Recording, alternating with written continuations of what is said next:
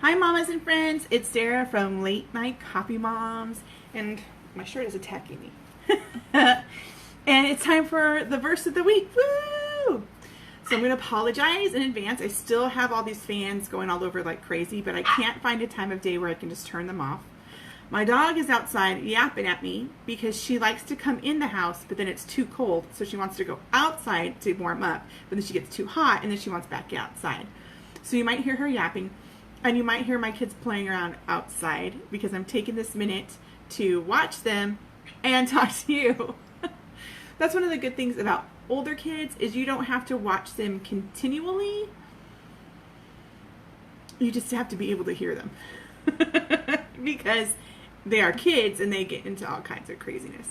So anyway, let's dive into God's Word together. And I'm in Colossians 3.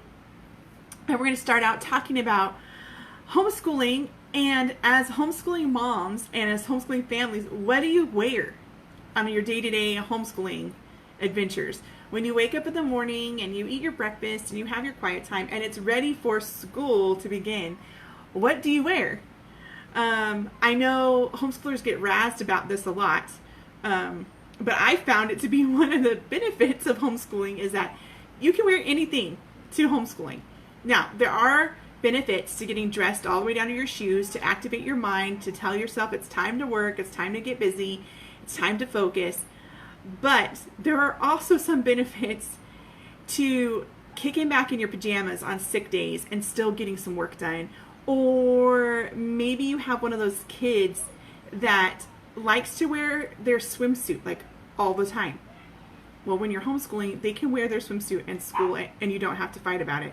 Or maybe it's not a swimsuit, maybe it's a superhero costume or a pirate outfit.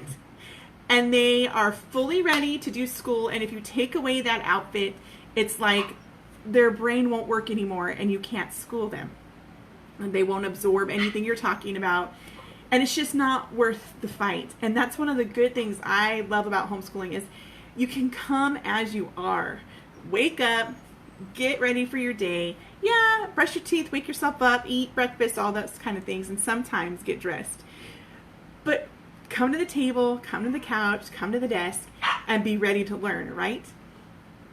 So, what do you, Mom? What do you put on? Do you wear your pajamas all day long? Do you wear your yoga pants? Or do you dress up as if you're going to work? So that works for a lot of moms. But in Colossians 3, he's talking about things that we need to put on that sometimes I know I forget to put on that are more important than your clothes, more important than your outer presence. And that's we're going to start in verse 12 of chapter 3 of Colossians. Therefore, as God's chosen people, holy and dearly loved, clothe yourselves with compassion, kindness, humility, gentleness, and patience. Bear with one another and forgive whatever grievances you may have against one another. Forgive as the Lord forgave you. And over all these virtues, put on love, which binds them all together in perfect unity. Perfect unity. Oh, I love that idea. I love taking the idea of perfect unity and applying it to my family. Wouldn't that be great? Isn't that one of your dreams as a mother? Not to have everybody all the same, but have them working together in perfect unity. Well, that takes us getting up and getting dressed. And that we've got to dress ourselves in compassion. I am not always compassionate with my children. Sometimes they frustrate me and I just don't understand what they're trying to tell me. I don't understand what the attitude is trying to tell me.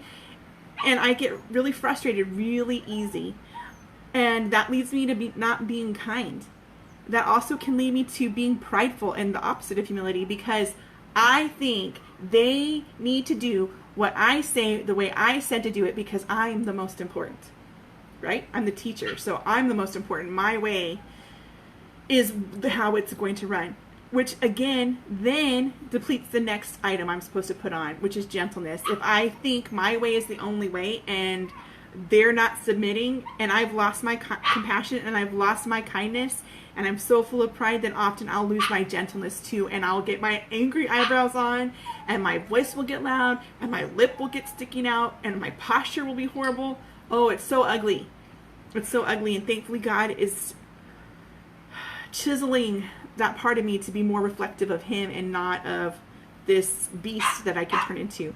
And then when I've lost my gentleness, my patience is just gone. What if we as homeschooling mamas woke up every morning and instead of worrying about what we're going to wear for that day, what shoes we're going to wear, if we're going to put makeup on, how we're going to do our hair, all these things that, I'm not that concerned about. I really am. I just choose to be who I am in front of you guys and not who I want to appear to be. Does that make sense? What if we chose to wake up in the morning and just pray and ask God to clothe us in his compassion, with his kindness, with his humility and his gentleness and his patience? What do you think your homeschool would look like? What do you think your day would look like? What if we chose above all of these things, because we're holy and dearly loved, God's chosen people, what if we chose to put on love above all? And then what if we could live together in perfect unity? That would make a pretty amazing homeschool day. I don't even know if I'd have anything to teach at that point, because we'd all be working together, reaching the goal together. Now, this is a process. I don't know a single person who has this together. Definitely not me, but I don't know a single person who has this all together, and that's okay.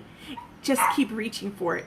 Maybe you can't fully say to God yet, I want to have your compassion, but you can tell him, God, can I have a little bit more of your compassion today? Can you show me how to be a little bit more like you today? Help me, just stretch me for today. And he's going to do that for you, and he's not going to leave you broken on the side and not be able to be repaired. Anything he breaks, he's going to fix and make you stronger than before. So as we're charging into our homeschool year, don't get hung up on your pajamas and your slippers. Put on compassion. Put on love. All right. I'm cheering you on. I'll catch you next time. Bye.